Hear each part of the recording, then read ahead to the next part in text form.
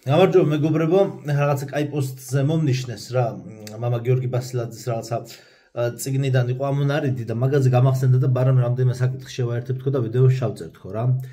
და რატომ გაურბიან წმიდანები ხალხისგან დიდებას რა. ამაზე ვისაუბრებთ ახლა.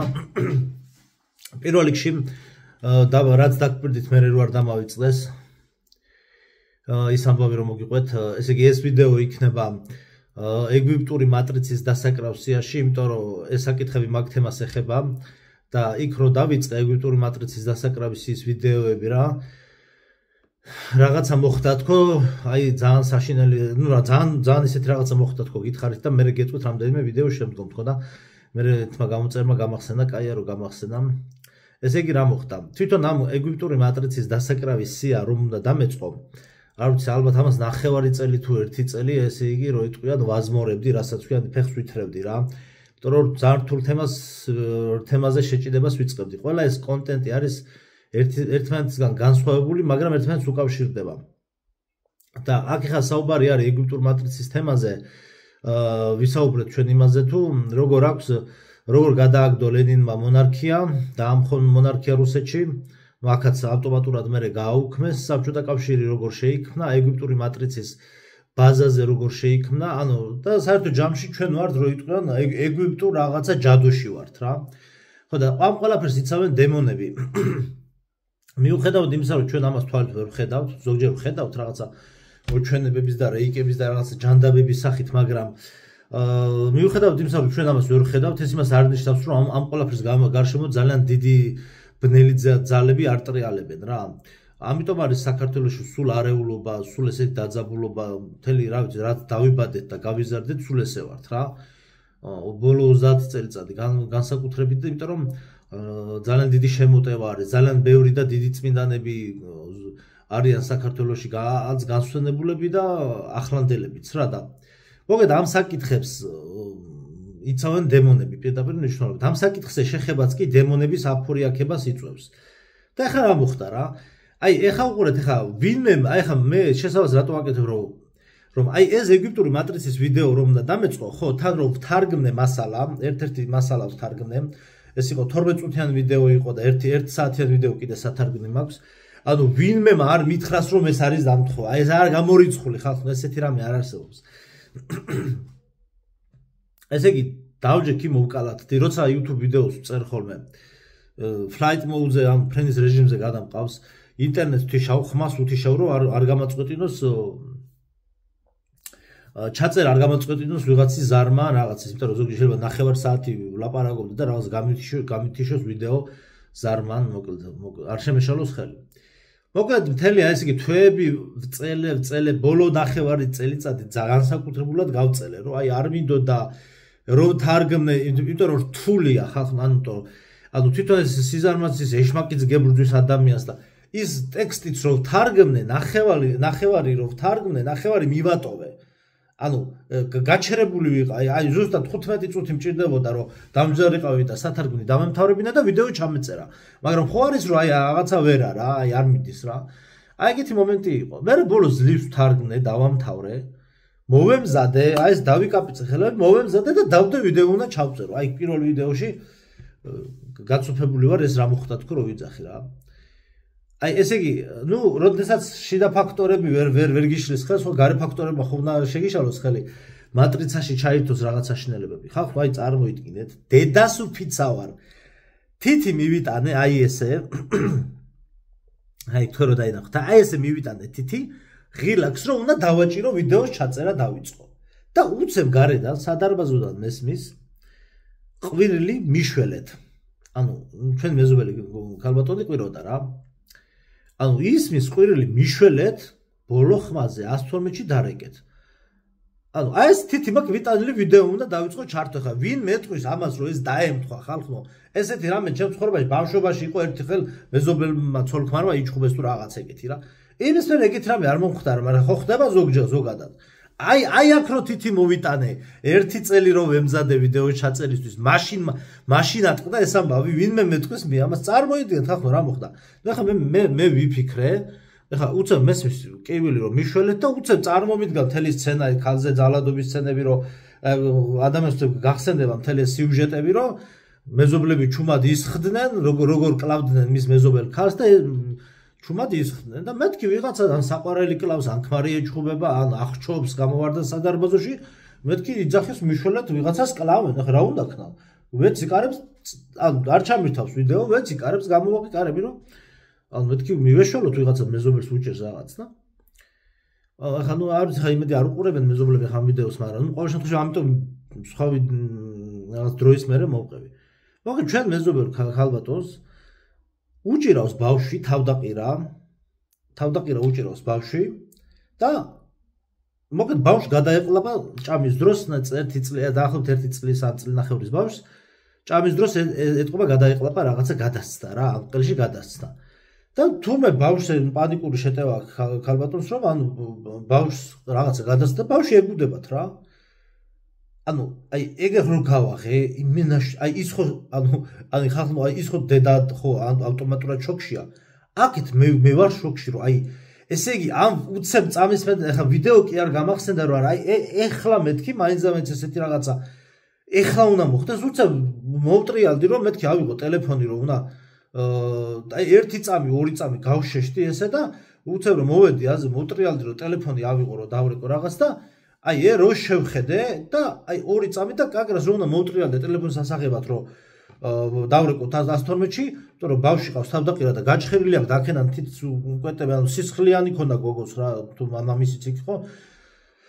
და აი ეს სისხლი ქონდა უკვე რაღაც ეთყობა, რაღაცა გაეკაწრა ბავშვს რაღაცა და გამოაგდებინეს. აი 2 წამში შევხედე თუ არა გამოაგდებინეს ბავშვს პირდან რაღაცა ეთყობა გადმოაგდებინეს რა. დაჟე ვიდეოები ხომ მქონდა ნახე, ამიტომ არის რომ აი ეს რომ უნდა დაიჭირო და პირველად დახმარების სულ დამავიწყდა ეგენ ხო ვისახსოვდა. აი ამიტომ არის იმდენად გაწრფნილი უნდა იყო პირველადი დახმარების იმაში გადარჩენის ამ ტრენინგებში რომ ანუ პანიკური შეტევის დროს ანუ ფორს მაჟორშიც კი არ დაგავიწყდეს რა და აი რო უნდა და მოვტრიალებულიყავით ტელეფონის ასაღებად რომ დამერეკა 112-ში უცებ გამოაგდებინეს და ამოისუნთქა ბავშვმა რა ანუ ეს იყო ხახნუ წამიერი ისეთი შოკი და მადლობები გვიხადა ამ ქალმა მე ბოდიშებიო რა ბათქი რა ბოდიში მე რაღაც ბავშვმა ამოისუნთქა რაღაცა შემოვედით ან ისეთი შოკი იყო ხახნო შემოვედი და მაგიტომ ეგრევე დავიწყე აი ამ ემოციით ვიდეოს ჩაწერა რომ წარმოიდგინეთ ვინ მეტყვის ამას აი ნახეთ რა ხდება ეს არის უხილავი ბრძოლა რასაც ქვია იმის გამო რომ არ ვიცი ხა მე რაღაცა ხა უბრალოდ ხა მე რაც შემიძლია ვთქვა რომ იმისთვის რომ რაღაცა მხრივ მაინც ხელი შეეშალა ბოროტ ძალას აი ეს მოხდა მეზობლად მოხდა ესე ვთქვა პრიკლუჩენია შემთხვევა რომ ბავშვს ზუსტად მაშინ აი ვიდეოზე თითი რო უნდა მიმეტანა დასაჭერად ზუსტად მაშინ გადაცდა ბავშვს ეს შემთხვევით არ ხდება ხალხო ხო ხდებით ეს ნიშნავს არის ბოროტი ძალის ბრძოლა რომ ესე იგი მე აი ეს იყო ღმერთ მე ესე დავინახე რომ ღმერთისგან ეს იყო ნიშანი ანუ ის დაუშვა ეს რომ აი ამის უკან ძალიან დიდი ბოროტი ძალები აი ძალიან მთელი ჯოჯოხეთი დგას იმის ამ ყველაფრის უკან რომ საქართველოს ვერ გათავისუფლდეს აი ამ ეგვიპტური მატრიცა რაც არის და ამ ეგვიპტური ჯადოებისგან რა არა ანუ ეგვიპტური შელოცვებისგან და რაზეც წინა ვიდეოებში იქ ნახეთ უყურე რომ ანუ ეს ლენინი სადაც არის მავზოლეუმში დაკრძალული და მთლიანად ეს ყველაფერი არის სატანისტური რიტუალები და ასე შემდგომ ანუ მე მგონი ყველაფერი გასაგებად მომყვება ვიდეოს ჩაწერა რომ უნდა დამეწყო მაშინ გადასცა მეზობლის ბავშვს საჭმელი აი მაინც და მაინც მაშინ თითი რომ მივიტანე და ატყდა ისეთი ამბავი რომ მე მოვწყვეტილიყავი საქმეს და გავსულიყავი გარეთ ეხლა ნუ რა ვიდეოს ჩაწერას დავიწყებდი ეხლა გარედან კივილი ისმის ეხლა რომ მიშველეთ და ვიღაცას აღჩობენ კლავენ ეხლა რა ვიცი რა ხდება გარეთ ხო იქამდე 2 კარები მაშორებს ხო ამას ხომ მე ვერავინ ვერ მეტყვის ეხლა რომ ეს დამთხევა იყო რა დამთხევა ის დამთხევა მოგეთ ამის თქვა მინდოდა ხო და ეხლა პოსტი ეწერა ესეთი წიგნიდან არის ამონარიდი პირველ გადავიდეთ ჩემგომ ამ საკითხზე მამა გიორგი ბასილაძის მრევლმა დაწერა ეს წიგნი მისი ნასაუბრებიდან გამომდინარე. მამა გიორგი ბასილაძის ის არის ხო სწორი ვამბობ ერთი მამა გიორგი ბასილაძე გზა ცოცხალი წმინდანებისკენ. ხო აი ეს წიგნი ჯერ არ წამიკითხავს ან კითხვის პროცესში ვარ 2-3 წიგნს ვკითხულობ ერთად ეხლა თუ ერთი წავიკითხე მოგეთ. მღვდელი უნდა იყოს წმინდანი. ცოდვილი მღვდელი ეს ეშმაკის მზაკრობა ანუ ბჭყალებში შემოქცეული 70 წელზე მეტხანს უმტკიცებდნენ ხალხს რომ ღმერთი არ არსებობს და მით უმეტეს წმინდანები. მერე კი დაიწყეს იმის მტკიცება რომ ყველანი აუცილებლად ცოდვილები უნდა იყვნენ. ამაში უნდა ამოიცნოთ ეშმაკის მზაკვრობა. ეს მას აწყობს, რომ წმინდანები არ არსებობდნენ, რომ ხალხი არ ცნობდეს მათ. სწორედ მას აწყობს ცოდვილი სამღვდელოება. თანაც დღეს საზოგადოებაში არსებობს აზრი, რომ წმინდანები უიშვიათესი გამონაკლისები არიან და თანაც წარსულის კუთვნილება. ან კიდევ არიან წმინდანები, მაგრამ არაფრის დიდებით ჩვენთან. ყველა ცოდვილია. ეს არის საზოგადოების წარმოდგენა თანამდებობაზე. გეტყვით, რომ ასეთი თანამდებობა არის ბოროტის გამოგონება. ისინი 1000 ხრიკებით წმინდანებთან მისვლასაც დაუშლიან ხალხს. ცდილობენ ხალხს შთააგონონ, რომ წმინდანები არ არსებობენ და თუ ვინმე გამოჩნდა, მასზე იტყვიან, ცრუა, ხიბლშია, მწვალებელია, საოცარია ბოროტი იძახდეს წმინდანზე ხიბლშიაო და ამას ისინი სწორედ ეკლესიაში შეპარული სამღვდელოებით, ბჭყალებში სამღვდელოებით აკეთებენ. ჯვარს და ანაფორას ამოფარებული ბოროტის სულები ბჭყალებში ხალხს იცავენ წმინდანების ბჭყალებში ხიბლისგან. ძალიან დაუნდობელია უხილავი ბრძოლა, თუნდაც ეკლესიაში წმინდანებს და ბოროტებს შორის. ბოროტები გარეგნულად ჯერ კიდევ მსუბუქად აფრთხობენ მრევლს, რომ არ გაეკარონ ხიბლში მყოფებს, უხილავად კი ცოფებს ჰყრიან. ჯერ აშკარად და გადაჭრით იმიტომ ვერ ბედავენ შეტევას, რომ ხალხის ეშინიათ. ქართველი მაინც ქრისტიანია გულით, რაც უნდა დაბნელებული იყოს გონებით. მათ იციან, რომ ქართველები გულით გრძნობენ წმინდანებს. აი ამიტომ ვერ ბედავენ აშკარა გალაშქრებებს წმინდანებზე. თუმცა ვიწრო წრეში ისინი წმინდანებს გიჟებს ეძახიან და ეკლესიის მტრებს, მაგრამ ერთი იცოდეთ, ქართველი მაინც ღმერთისკენ წავა. ისინი დოგმებზე აპელირებენ, მაგრამ გეუბნებით, ღმერთი არ სცნობს მათ. ეს ბევრმა მათგანმა იცის და გაბოროტებულები და სასოწარკვეთილი ბოროტის შთაგონებით გშინავს. სიმართლე თუ არ ითქვა, გადარჩენა არ იქნება. ერი თუ სიწმინდის და სიმართლის მხარეს არ დადგა, ეკლესიაში სიარული არ უშველის, რადგან ღმერთი არ შეისმეს. დღეს სიმართლის დანახვას, აღიარებას, სიმართლის მხარეზე დადგომას ძალა და სიწმინდე სჭირდება. ბოლოს ჯამს გამოჩენილი წმინდანები ღმერთის უდიდესი წყალობა იქნება ერისთვის, რადგან ღმერთი ამ წმინდანებით შეეხება თავის ხალხს. მამა გიორგი ბასილაძე გზა ცოცხალი წმინდანებისკენ. ესე ქვია წიგნს. ხო და იმას დავამატებდი, რომ მთელი ესე იგი მთელი ჩვენი მედია საშუალებები თითქმის ყველა აი ზუსტად ამას ემსახურება, რომ ადამიანები ჩაყარეს დეპრესიაში რა. ყველანაირად ინფორმაციულად მოუჭრეს გზა, ჯერ ეს საკითხი ჯერ, მაგრამ ამის უკან კიდე რაც დგას და ამის წინ ესე რომ ვთქვათ, რომ ანუ ეკლესიაში მისვლის გზა მოუჭრეს ხალხს. წარმოიდგინეთ, ჯერ რელიგია და ეკლესია უცხო გახდა ახალი თაობისთვის, იმიტომ რომ ეხლა წარმოიდგინეთ, მე ვარ 1988 წლიანი. ანუ სკოლაში შევედი 1994 წელს. რელიგია ეხლა კაი გამახსენდა. რელიგია ჯერ კიდევ ისწავლებოდა. მე რაღაცა წლების შემდგომ რელიგია, როგორც ვიცი, სრულიად ამოღებულია სასკოლო პროგრამიდან და ჰელოუინს და რაღაცებს ტენიან.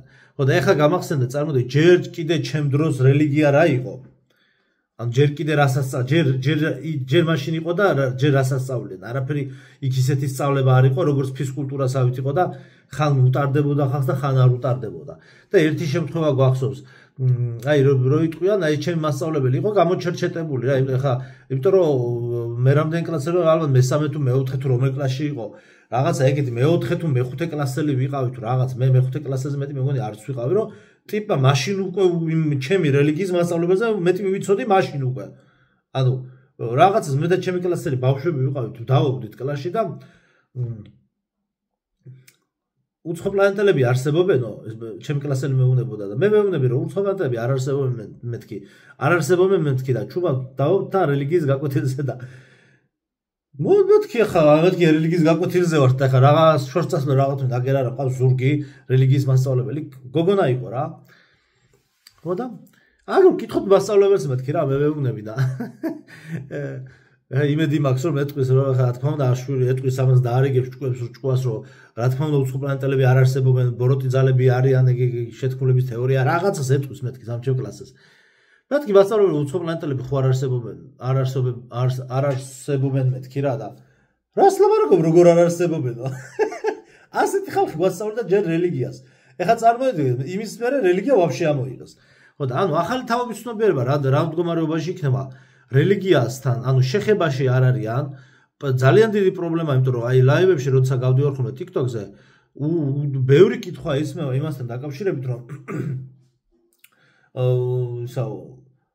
რეინკარნაცია არსებობს თუ არა. იმიტომ რომ ეს ერთგვარი მოდა არის, შემოსული არის ეგეთი მოდა, რომ რეინკარნაცია ეს აზიური რელიგიებიდან არის შემოსული, ბუდიზმიდან და რაღაცეებიდან, რომ რეინკარნაცია ხალხს გონია რომ რა ხარ მოკვდება, მე მე რამდენი ცხოვრებაში მოდიხარ და ეს რაღაცა ტაროლოგიებიდან, ჰოროსკოპებიდან, რაღაცა ეზოთერული, ანუ ჰოროსკოპიც კარგია, ნაწილობრივ ეზოთერიაც, ისიც ტაროლოგიიდან მკითხაობა არა, მაგრამ აი ნაწილობრივ ინფორმაციებს სიმართლეებს შეიცავს, მაგრამ იქ მცდარი შეხედულებებიც არის, რომ აი შენ მეხუთე მოდიხარ წინ და ყველას იმას ეუნებიან წინა ცხოვრებაში ისახარო, რა ქვია.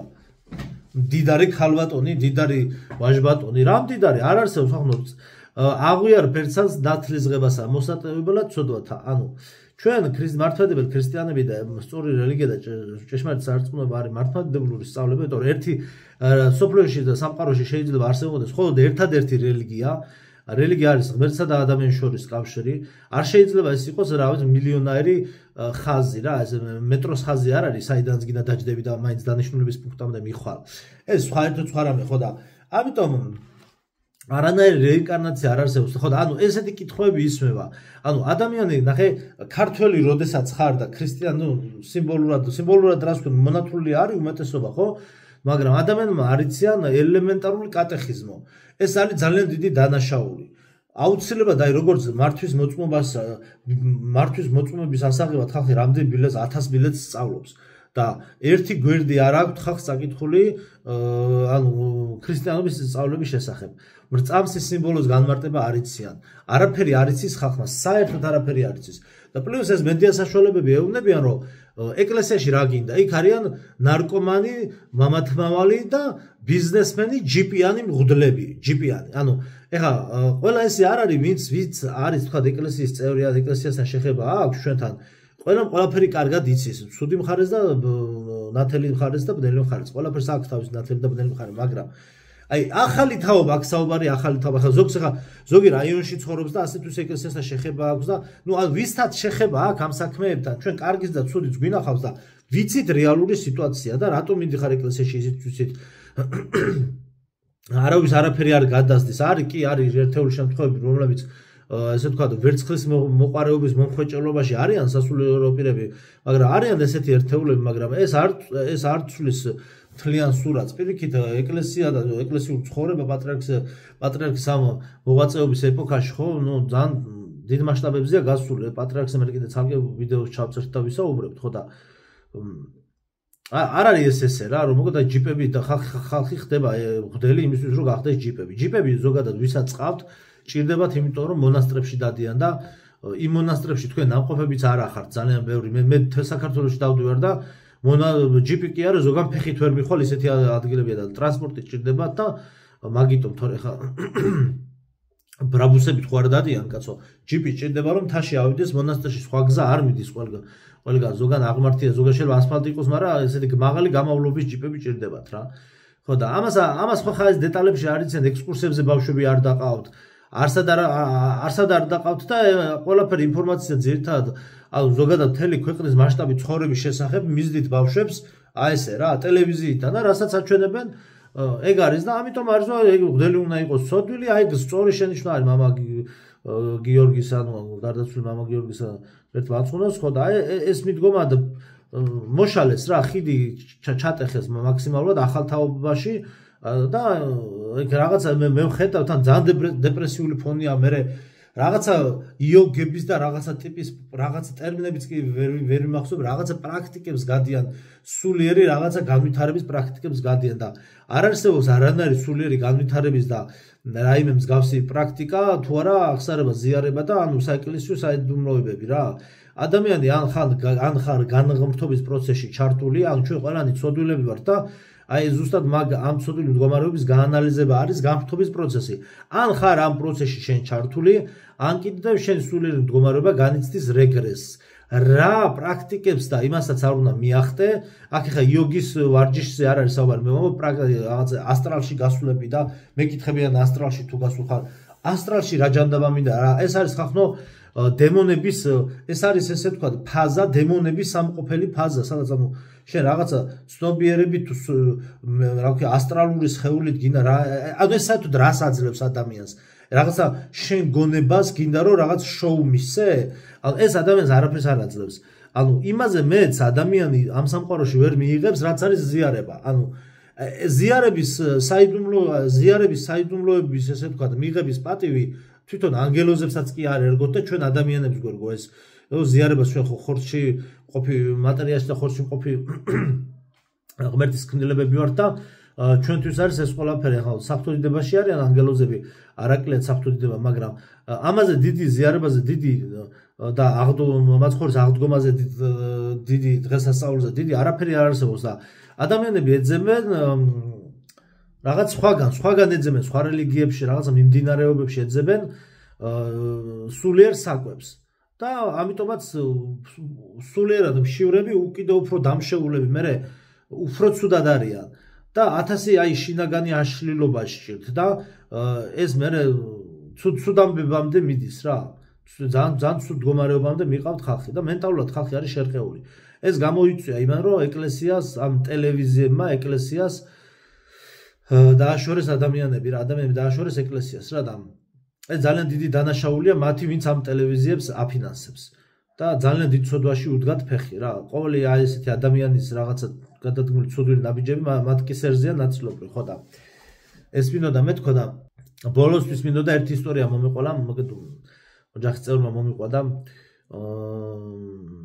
ესეთი რაღაცა მომხდარა 90-იან წლებში რა.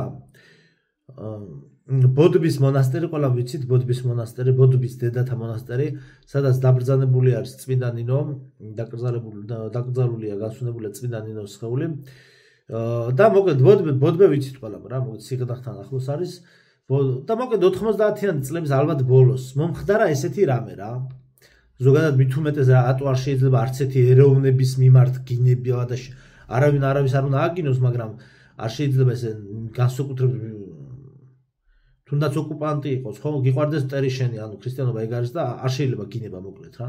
ხარაზე მონასტრებში ხო დადიან ხოლმე სტუმრად მიდიან ხოლმე რა. ეს მოკლე მონაკვეთი ვიცი ამ ამბის რომ მონასტრებში დადიან სტუმრად, ესე რჩებიან, ეხმარებიან დედაოებს, იქ მამაოებს და ასე შემდგომ რა. მოკეთ 90-იან წლების ბოლოს თუ სწორად როგორც ვიცი ესეა ბოდბის დედათა მონასტერში მისულან დაძმანი, ну არ ვიცი რამდენად დიდები, რუსი დაძმანი. მისულან სტუმრად. მეგონი 1-2 კვირა გაჩერებულან. შეიძლება რაღაც დეტალები მეშლებოდეს, მაგრამ რუსი დაძმანი მისულან სტუმრად და დარჩენილან. ну ჩემზე სავარაუდოდ დიდები. ალბათ 40 წელს ზევით. და იქ მე ვიღაცებს ანუ ემართებათ ხოლმე სალოსების ცხოვრების ამბებში ხდება ხოლმე ეგრე რომ ალბათ სხვა სტუმრებს იქ არ ვიცი ხა ვის დედაოებს თუ ვიღაცებს მოკედო აუგდიათ ცოტა საცილად რა. ეს თავდაბალი ხალხი ყოფილა, დაძმანი ყოფილან და რაღაცა ისეთი ცინიკური დამოკიდებულებები ყოფილა რა. ახლა ვიღაცაზე კი არ მინდა რომ ცილი დავწოვო, არ ვიცი ვინ, მაგრამ რაღაცა დამოკიდებულებები ყოფილა ცუდი რა. მე რაღაც გარკვეული დროის შემდგომ 1-2 კვირა ყოფილან გაჩერებულები და ესეთი რაღაცა მომხდა. არ იცოდნენ ვინ იყვნენ ეს დაძმანი, რუსი დაძმანი რა. და ერთ ღამეს დედათა მონასტრის წინა მძღვარს იღუმენია, ახლა სახლები და გვარები არ ვიცი. ერთ ღამეს ჰქონდა ხილვა. მე მგონი ღვთისმშობელი გამოეცხა და თუ სწორედ მახსოვს. ჰქონდა ხილვა და უთხრა რა. მე მგონი ღვთისმშობელმა რომ ეგ დაძმანიო ვინც არიან შენთანო, არიანო ძალიან დიდი წმინდანებიო რა. და ცოტა ფრთხილათო რა, მოკლედ რა, ყურადღებით და ცოტა ფრთხილად მოიქეცით მაგ ხალხსო. და ესე იგი წამომხტარა ლოგინიდან, გამოვარდნილა ეს ხალი. დაძმანი აღარ დახვდნენ რა. გადაატრიალეს მთელი მონასტერი, ეძებეს და იქ აღარ დახვდნენ. ანუ სავარაუდოდ ამ იღუმენიას რომ ჰქონდა ხილვა, სავარაუდოდ იმათაც პარალელურად ხილვა ჰქონდათ, ან მიხვდნენ, იგრძნეს რა და დატოვეს ტერიტორია და ეგრევე გაეცანდნენ.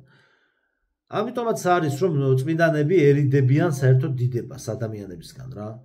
სალოსობის ფორმა ზუსტად მაგაში მდგომარეობს და ეგ არის სალოსობის ფორმა, იგიჟიანებს ადამიანი თავს, იმიტომ რომ იქ ძალიან ბევრი სხვა ის იწყება, რომ არ დაიწყონ ადამიანებმა, არ დაიწყონ განდიდება ამ წმინდანის, იმიტომ რომ ხშირ შემთხვევაში ის დიდება და ის პატივი რაც ეკუთვნის ღმერთს, აი ერთი მომენტი ეგ არის რომ ამ ადამიანზე გადადის ხოლმე. ანუ ამ მიმართულებას, აი ის პატივი რაც ღმერთს უნდა მიაპყრონ, ხო?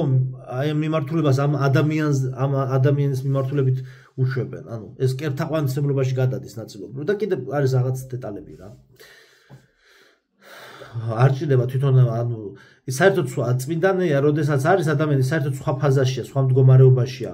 მან ისიც იცის, რომ თავისი ცოდვილი დაცემული და ცოდვილი მდგომარეობაა და ის შეჭიდებულია რა თქვა რაღაცა ტიპის მისიას, რაღაცას აკეთებს და იქ საერთოდ ადგილი არ აქვს და არ ჭირდება მას ადამიანების მიერ რაღაცა განდიდება და პატივის მიგება და ასე შემდგომ რა და ამიტომ ეს ამბები მინდოდა მომიყოლა და ძალიან კარგი პოსტი იყო და მინდოდა ის წამეკითხა რა აუცილებლად და ამიტომ არ შეიძლება ხალხის გინება, არ შეიძლება ესე ნებისმიერი ერის მიმართულებით გინება, რომ შეიძლება შენს წინ ვიღაცა ძალიან დიდი წმინდანი იდგეს რა. ამიტომ ყურადღებით უნდა ვიყოთ რა. აი ესეთი ამბავი მოხდა მოკლედ ბოდბეში და წარმოიდგინეთ პატრიარქი სხვათა შორის ამბობს ხოლმე, რომ ყველა სფეროშიო ჩვენო ყავსო წმინდანებიო. ან პოლიტიკაშიც იქაც ყველგან რა. ხო და მამა გიორგის წიგნს რამდენჯერმე დავუბრუნდებით აუცილებლად კიდე რაღაცები მინდა წაიკითხოთ ხოლმე.